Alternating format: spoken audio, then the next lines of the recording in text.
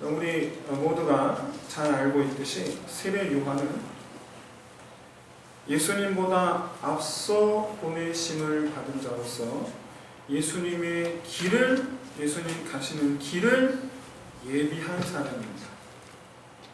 그런데 여러분, 예수님 가시는 길을, 예수님의 길을 예비한다라는 것이 무슨 말인지 혹시 알고 계시는 분이 혹시 계시는지?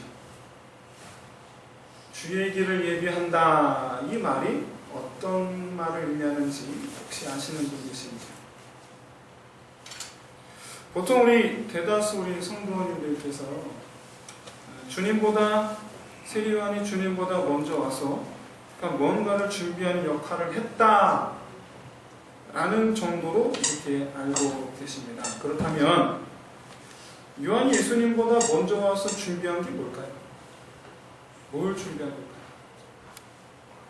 오늘 이 시간 함께 하신 우리 모든 성도님들에게 요한이 뭘 준비했나? 이 질문 앞에서 이 세례 요한의 이 사역의 진정한 의미를 깨닫고 요한처럼 주님보다 앞서 나아가는 저와 여러분 되시기를 주의 이름으로 축원드립니다. 여러분, 이 누가는요, 그의 이 누가복음 이 1장 전체를 할애해서 세례 요한의 탄생에 대해 정말 그야말로 요란하다 싶을 정도로 자세하게 서술했습니다. 그런데 실제적으로 이 세례 요한이 누가복음서에서 얼굴을 내민 곳은 오늘 본문에 있는 이 3장밖에 없어요. 3장밖에 없어요. 그나마도 오늘 본문 마지막에 이 헤롯에게 붙잡혀서 감옥에 갇히는 것으로 지금 누가복음에서 완전히 사라지고 맙니다. 그의 사역 자체가 누가복음 3장, 이 한 장으로 그냥 끝이 났어요. 물론 나중에 이 누가복음 7장에 가면 감옥에 있던 이 요한이 제자들을 보내서 예수님에게 과연 우리가 기다려온 분이 당신이 맞습니까? 라고 이렇게 확인하는 내용이 나오긴 합니다만은 그것도 요한이 얼굴을 내민 것이 아니고 제자들을 보내서 대신 물어본 거예요. 어쨌든 누가복음상에서 세례 요한의 얼굴을 우리가 본 수 있었던 것은 3장이 유일합니다. 3장. 그러면 누가는 이렇게 고작해야 이 성경 한 장 정도의 이 분량으로 짧게 등장시킬 거라면 뭐하러 복음서의 첫 장 첫머리죠. 첫머리 이 1장 전체를 할애해서 세례 요한을 왜 설명했냐 이거예요. 왜? 짧게 요한이 태어났으면 한마디 하고 넘어가면 됩니다. 왜? 이유가 뭐예요? 여러분, 세례 요한에게 뭔가 중요한 게 있으니까, 그러니까 좀 비중 있게, 좀 무게감 있게 다룬 거 아니겠어요? 그런데 왜 그의 사역은 이토록 짧게 기록하고 왜 퇴장시킨 것일까요? 짧게 기록하고 퇴장시켜도 괜찮을 만큼 3장에 나타난 그의 사역이 그만큼의 의미가 있다라는 얘기인가요? 어떻게 받아들여야 될까요? 오늘 본문에 소개된 이 요한의 사역은요, 크게 세 가지로 나눠볼 수 있습니다. 첫째, 세례를 베풀었습니다.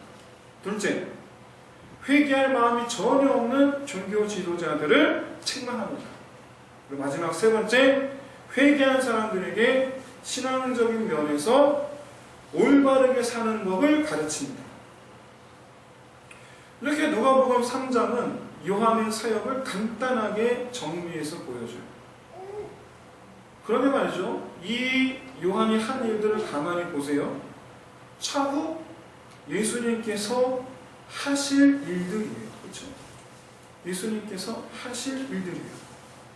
즉, 주의 길을 예배한다는 말이 무슨 말이냐면 예수님과 똑같은 일을 했다라는 걸 말해요. 예수님께서 하실 일을 똑같이 했다. 미리 했다라는 거예요. 미리 했다. 여러분, 요한은요, 아무도 없는 광야에서 사역을 시작했습니다. 아무도 없었어요. 혼자 있었어요. 그런데 아무도 없는 그 광야에서 어쩌다가 한 사람이 지나가면, 상상해 보세요. 어쩌다가 한 사람이 지나가면 그 사람 들으라고 고래고래 소리를 질렀어요. 뭐라고? 회개하라. 천국이 가까이 왔느니라. 여러분, 지나가던 사람 입장에서 얼마나 깜짝 놀랐겠어요. 옷도 보세요. 낙타 털옷을 입고 수염도 안 자르고 깨지지 해갖고 그러고 있는 사람이 갑자기 툭 나타나서 회개하라. 천국이 가까이 있느니라.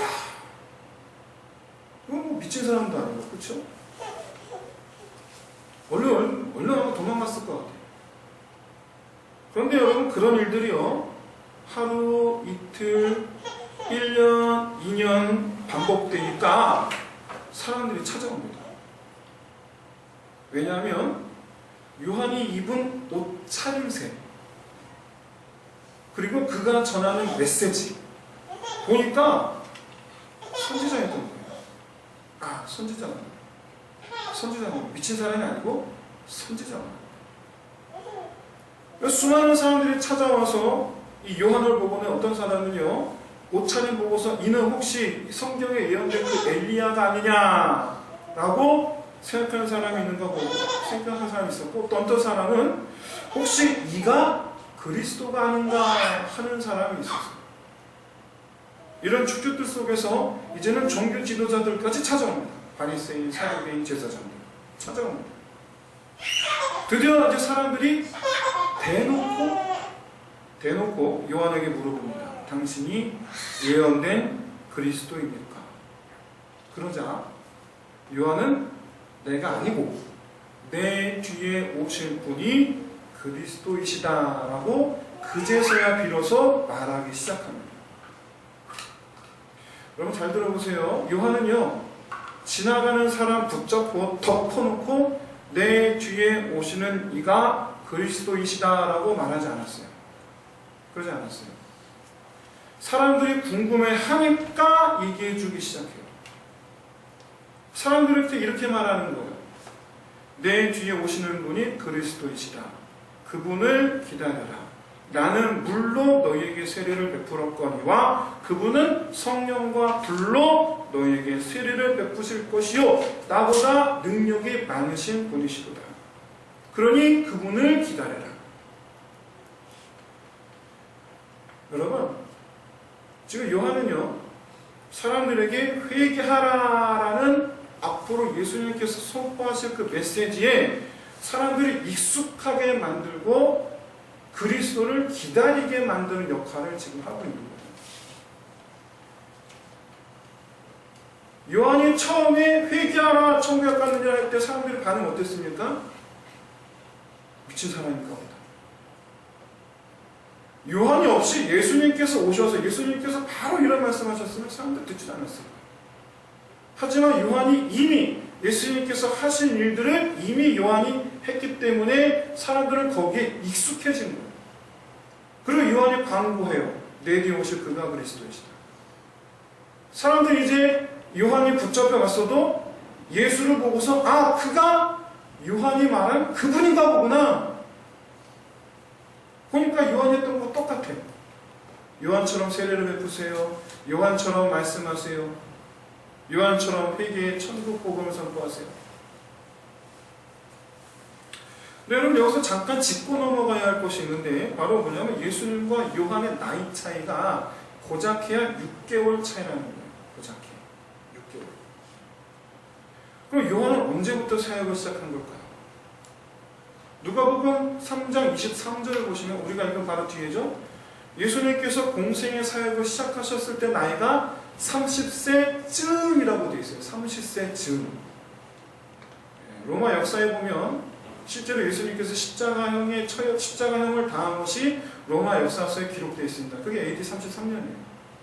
AD 33년이에요. 그래서 예수님께서 공생의 기간을 사신 것은 30년에 33년이다라는 것을 우리가 정확하게 알 수 있어요. 그 기록되어 있기 때문에. 어쨌든 어쨌든 예수님께서 30살 즈음에, 정확한 게 아니에요, 즈음에 사역을 시작하셨다는 얘기는, 그럼 도대체 요한은 언제부터 사역을 했다는 얘기인가요, 도대체?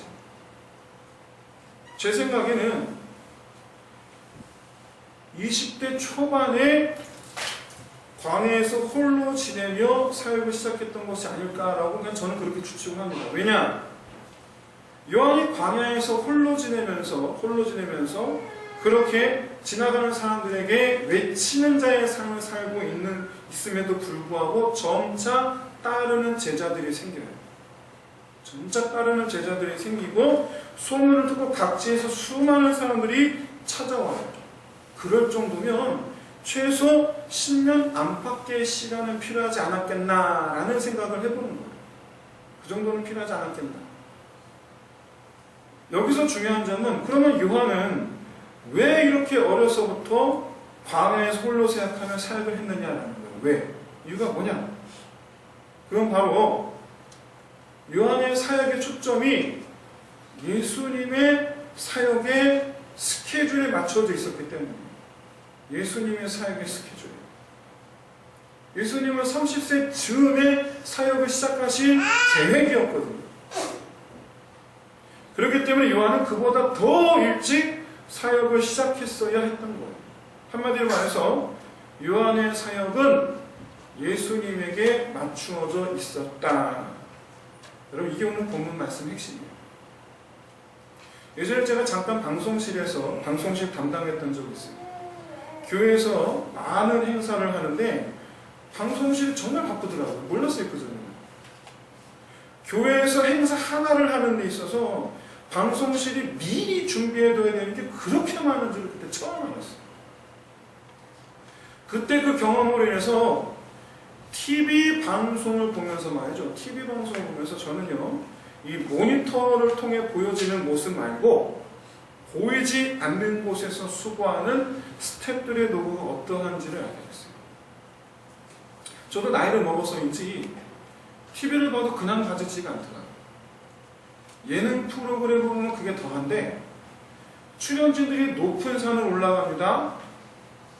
화면, 우리가 보는 모니터 속 화면은 그 산을 올라가면서 힘겨워하는 그 출연진들의 모습을 봐요. 이 출연진들이 착한 물속에 들어갑니다. 우리가 보는 화면은 물속에서 괴로워하는, 그런 이 힘겨워하는 이 출연진들의 모습을 봐요.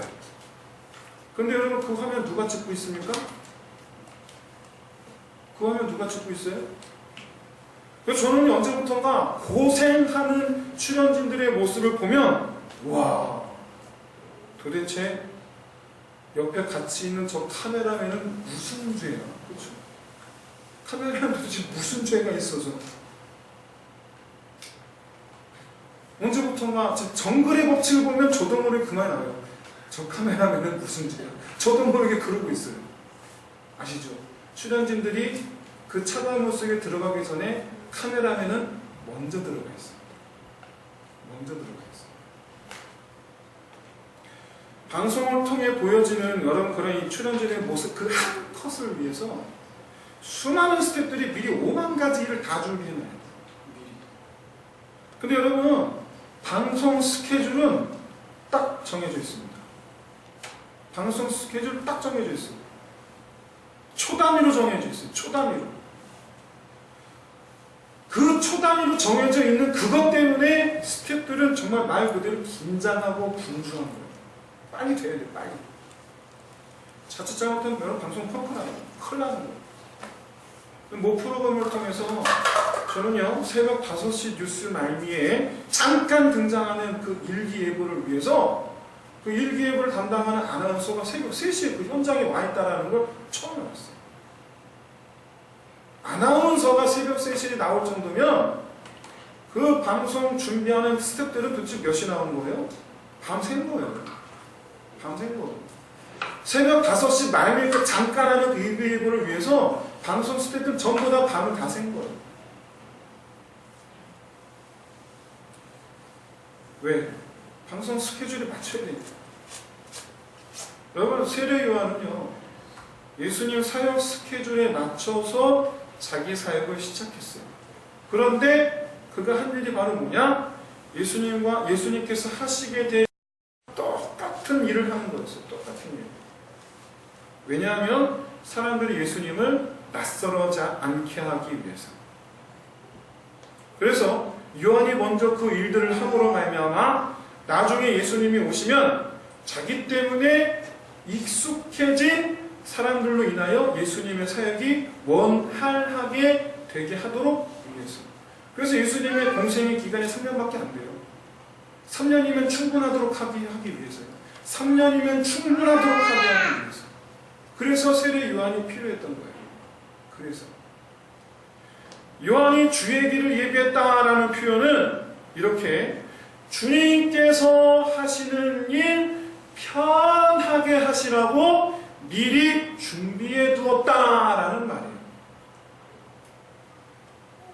굉장히 중요한 말이에요. 사람들이 예수님의 사역을 낯설어지 않고 편안하게 받아들여 미리 분위기를 조성해 두었다. 분위기를 조성해 두었다. 굉장히 중요한 말이에요. 그리고 이것이 바로 누가가 요한의 탄생 기사를 자세하게 서술한 이유예요. 왜? 요한의 탄생 기사를 자세하게 서술함으로 말미암아 요한이 이 땅에 왜 왔지? 를 보여주기 위해서요. 아, 예수님 때문에 보내진 사람이구나. 누가복음 1장을 보면 세례 요한이 왜 왔는지를 알 수가 있어요. 왜? 자세하게 설명해 주었거든요. 즉 처음부터 예수님의 사역을 미리 준비하기 위해서 보내심을 받았다라는 것을 알려주기 위하여 1장 전체를 할애해서 요한의 탄생 기사를 기록한 거예요. 그래놓고는 정작 예수님의 사역은 짧게 나와요. 예수님은 누가복음 7장에서 요한에 대해서 평가하시기를 이렇게 평가하시죠. 여자가 낳은 자 중에 요한보다 더 큰 이가 없도다. 이건 요한의 노고를 치하하는 말씀이에요. 자, 오늘 방송 얘기만 할 겁니다. 예화로. 예전에 방송가에 떠드는 미담들 가운데 유재석 씨가 함께 일하는 스태프들 70여 명 파카 3, 40만 원짜리가 아니래요. 5, 60만 원짜리 파카, 롱 패딩 같은 거를 70, 80명한테 그걸 싹 다 사서 나눠줬대요. R 프로그램. 그만큼 스태프들이 고마웠던 거겠죠. 그렇죠? 스태프들이 고마웠던 거겠죠. 그 R 프로그램에서 출연진이 뛰어다니면 몇 명이 뛰죠? 스태프들 대여섯 명이 뛰어요. 그렇죠? 한마디로 얘기해서 요한은 하나님께서 감사한 사람이라는 얘기예요. 하나님께서 감사한 사람. 여자가 낳은 자 중에 요한보다 더 큰 이가 없다라는 이 말씀의 요지는 요한은 하나님께서 고마워한 사람이다. 하나님께서 고마워한 사람이다. 그는 하나님께서 일하시기 편하도록 사람들을 준비시킨 하나님을 위한 스텝이었어요. 하나님을 위한 스텝. 나를 위한 스텝. 여러분, 우리가 주의 일 한다는 건 이렇게 하나님께서 일하시기 편하도록 미리 준비해 놓는 것을 의미합니다. 내가 하는 게 아니에요. 우리가 주연 배우가 아니에요. 주연은 하나님이세요. 하나님께서 등장하시면 우리는 잽싸게 그 무대에서 빠져나와야 돼요. 그게 요한의 사역이 짧았던 이유예요. 그리고 그런 사람이 바로 하나님께서 고마워하시는 사람이에요.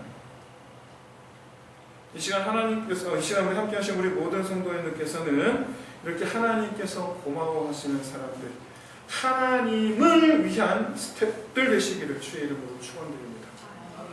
그런데 여기서 가장 중요한 것은 우리 얘기죠. 우리는 하나님의 역사를 준비하기 위해서 우리는 뭘 해야 되느냐라는 문제예요.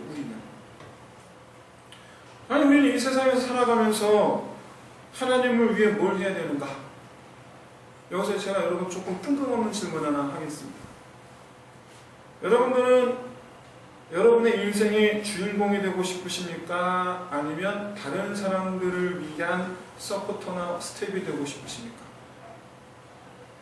여러분 어떠세요? 내 인생의 주인공은 나였으면 좋겠어요? 아니면 내 인생의 주인공은 다른 사람이었으면 좋겠어요?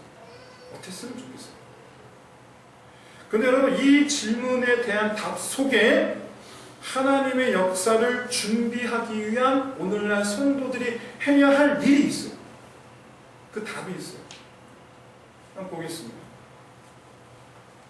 여러분 누구나 우리는요, 내가 내 인생의 주인공이 되고 싶지, 내가 다른 사람을 위한 서포터나 스텝 되고 싶지 않아요. 보통 다 그래요. 그런데 의외로 대부분의 사람들이 이미 주인공보다는 서포터나 스텝의 삶을 살아가고 있어요. 이미 그렇게 살고 있어요. 우리는. 우습게도요, 정말 우습게도 우리 아이들은요, 부모님 위해서 공부합니다. 의외로. 대학 가는 게 자기를 위해서가 아니고 부모님을 위해서라는 답변이 100명 중에 80명이에요. 대학 가는 게 자기를 위한 게 아니고 부모님을 위해서예요. 특히 자기가 가고 싶은 학과, 자기가 하고 싶은 일, 부모님 때문에 아이들이 포기하는 경우가 많아요. 물론 그렇지 않고 자기 하고 싶은 대로 하는 20%의 아이들도 있긴 합니다만은 대부분의 아이들이 이렇게 부모님의 영향 아래에 있어요. 부모님의 만족을 위한다는 거예요. 부모님의 만족을 위해서. 우리가 익히 알고 있는 여러분, 박세리, 김연아, 손흥민 이런 선수, 운동선수들은 그게 굉장히 더 심했죠. 싫은데도 불구하고 했었어야 했어요. 하지만 물론 그들은 지금 부모님께 가장 감사하고 있겠지만, 그렇죠? 의외로 자기가 자기 인생의 주인공인 것처럼 사는 인생은요, 의외로 짧습니다. 얼마 되지 않아요. 바로 성년이 되어서 결혼하기 전까지. 일단 결혼하면 남자든 여자든 다 가정을 위해서 살아갑니다. 내 인생이 없어요. 40에서 50대의 남녀 장년들의 하소연 중에 1위가 바로 자기 인생이 없다는 거예요. 내 인생은 없어요. 내 인생은 없어요. 그래서 정말 재미있는 건 본인이 어릴 때는 부모님 위해서 살았다라고 생각했는데 정작 본인이 부모가 되면 자녀를 위해서 산다고 생각한다라는 거예요. 어떻게 보면 이 세상에는 자기 자신이 주인공인 삶을 살아가는 사람 거의 없는 게 아닌가, 그런 생각이 들어요. 근데 여러분, 이걸 우리는 비참하게 생각하시면 안 됩니다. 왜냐하면 내가 주인공인 삶을 살면 다른 사람들이 희생돼요. 자기가 주인공인 것처럼 살면 가족이 고통받아요. 배우자가 고통받아요. 주위에 다른 사람들이 힘들어요. 그런데 내가 다른 사람들을 섬기면 모두가 행복해져요. 내 정체성이 주인공이 아닌 섬기는 사람에서 찾으면 모두가 행복해져요. 특히 방송가가 그렇다고 합니다. 주연 배우가 왕인 현장이 있고요. 주연 배우가 스태프들과 조연 배우들을 잘 챙기는 현장이 있는데 분위기는 정말 말 그대로 천양지차예요. 천양지차. 그만큼 우리의 이 정체성을 섬기는 자, 돕는 자에서 찾는 것이 얼마나 우리 인생을 풍성하게 하는지를 보여주는 대목이에요. 그런데 어느 한 사람만 그런 게 아니라 부부 가운데 한 사람만 그러는 게 아니라 둘 다 함께 서로에게 그렇다면 얼마나 풍성하겠어요. 둘이 같이, 남편과 부인이 둘이 같이 함께 내가 주인공, 그러면 풍지박산 나는 거예요. 얼마 안 돼요. 그런데 한 사람은 내가 주인공, 한 사람은 나는 돕는 사람, 편하긴 합니다만은 한 사람은 괴로워요. 그런데 둘이 같이 우리 서로 돕는 사람, 그러면 둘 다 행복합니다. 둘 다 행복해요. 바로 여기에 우리가 하나님을 위해 해야 하는 일이 있어요. 바로 여기에. 요한처럼 하나님께서 사람들에게 하실 일을 내가 먼저 하는 거예요. 바로 섬기는 일, 사랑하는 일이에요. 허다한 죄를 덮어주는 사랑을 베풀고 내가 그 사람들에게 하나님의 덕을 나타내는 거예요. 그것이 오늘날 우리가 주를 위해서 하는 일이어야 해요. 왜 섬겨야 합니까? 왜 사랑해야 됩니까? 왜 돕는 자가 되어야 됩니까? 그건 그 사람에게 하나님의 은혜가 임할 때에 그 사람이 이것이 하나님의 은혜로구나 알게 하시기 위해서, 알게 하기 위해서. 우리는요, 우리 인생 자체가 하나님을 위한 인생이어야 할 줄로 믿습니다. 내가 주인공의 인생이 아니라 하나님을 위한 인생이어야 한다라는 얘기예요. 그래서 사람들에게 사랑을 베풀고 그들을 섬기면서 이렇게 말해야 돼요. 내 뒤에 다른 분이 오실 거야. 그분은 나보다 더 너를 사랑할 거야. 물론 진짜 그렇게 말씀하시라는 것이 아니라 그런 마인드로 섬겨야 한다는 거예요. 주님께서 뭐라고 하셨습니까? 나는 인자는 섬김을 받으러 온 것이 아니라 섬기러 왔다. 예수님께서 십자가에서 왜 죽으셨습니까? 살리시려고. 오늘날 주님께서 오시는 이유가, 오늘날 우리를 찾으시는 이유가, 오늘날 나를 만나주신 이유가 뭡니까? 나를 살리시려고. 이게 주님께서 하시는 일이에요. 오늘 주님께서 하시는 똑같이 해야 되는 거예요. 한번 따라해보시긴, 여러분 따라해보세요. 나는 내 뒤에 오실 분 때문에 네 앞에 있는 거야.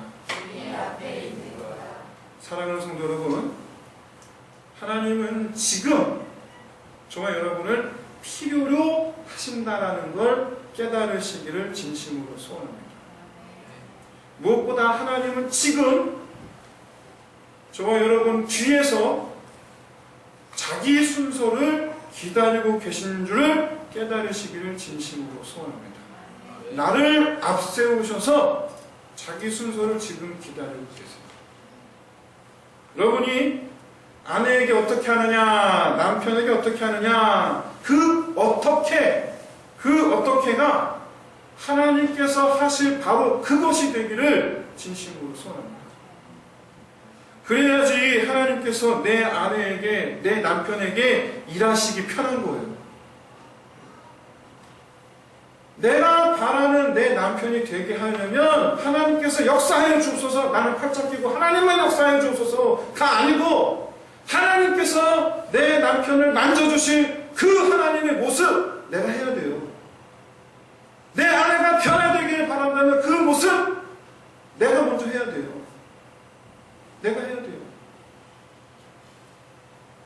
그래야지 하나님께서 일하시기가 편한 거예요. 그게 주의 길을 예비하는 우리의 모습이어야 돼요. 여러분 가족분에게만 아니라 내가 있는 모든 곳에서 그렇게 해야 돼요. 내가 있는 모든 곳에서. 여러분은 한 사람 빠짐없이 주의 길을 예비하러 보내심을 받은 사람들이라는 것을 깨달으시길 진심으로 소원합니다. 그래서 나중에 하나님께서 고마워하실 사람들이에요. 여러분 따라해보세요. 나는 하나님께서 고마워할 사람이다. 네. 주님께서 요한에게 말씀하신 것처럼 그는 여자가 낳은 이 중에 가장 큰 자이다. 그를 인정해 주시는 그 말씀. 누구에게 하시는 말씀이에요? 누구에게 하시는 말씀이에요? 누구에게 하시는 말씀이에요? 나에게 그렇게 되어야 될 줄로 믿습니다. 그래 진심으로 소원하건대 사랑하는 성도 여러분, 하나님께서 지금 내 뒤에 기다리신 것을 자기 순서를 기다리고 계신 것을 생각하시면서 지금 하나님께서 하실 그 일을 행하심으로 말미암아 주의 길을 예비하여 하나님께서 많은 그런 그와 같은 귀한 생명 역사를 일으키시는, 나를 통해 일으키시는 그런 주인공들 다 되시기를 주의 이름으로 축원드립니다. 이 시간 우리 함께 이 찬양 드리면서 함께 기도합시다.